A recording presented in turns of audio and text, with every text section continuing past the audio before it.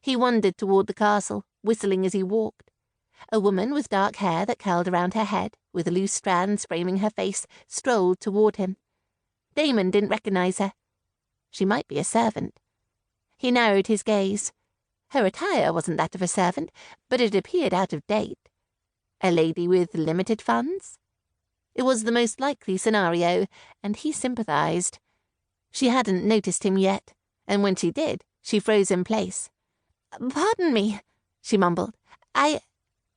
He tilted his lips upwards into a sinful smile. "You don't need to apologize. We can share the road." He motioned for her to move past him.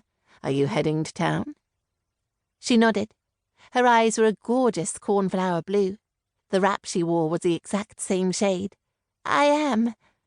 Her tone was soft and filled with anxiety. "I should be going." Damon should let her, but he wanted to know more about her. "Will you return?" She stopped and stared at him. Her gaze travelled over him, and he held back a frown. He was wearing clothing that had seen better days. His trousers used to be black, but had faded to grey, and his shirt hadn't been stark white in months. He had given up cravats when he was in the Sahara. The heat had been overwhelming, and any extra clothing a nuisance. His boots were scuffed and worn.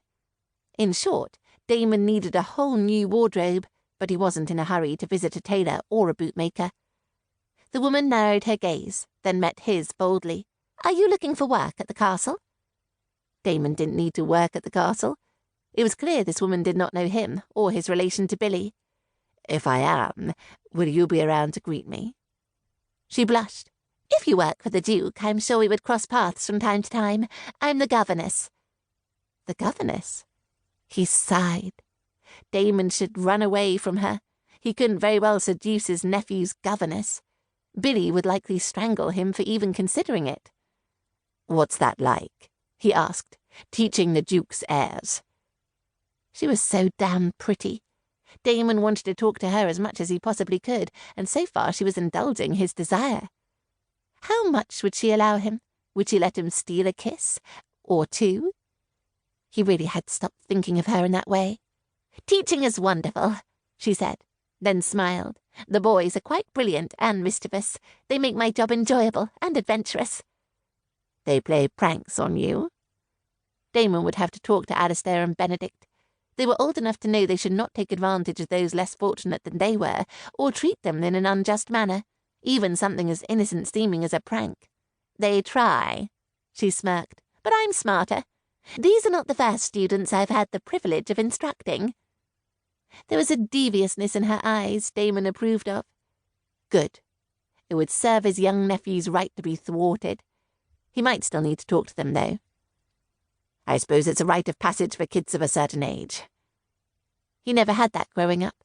There were no governesses for him and his sisters.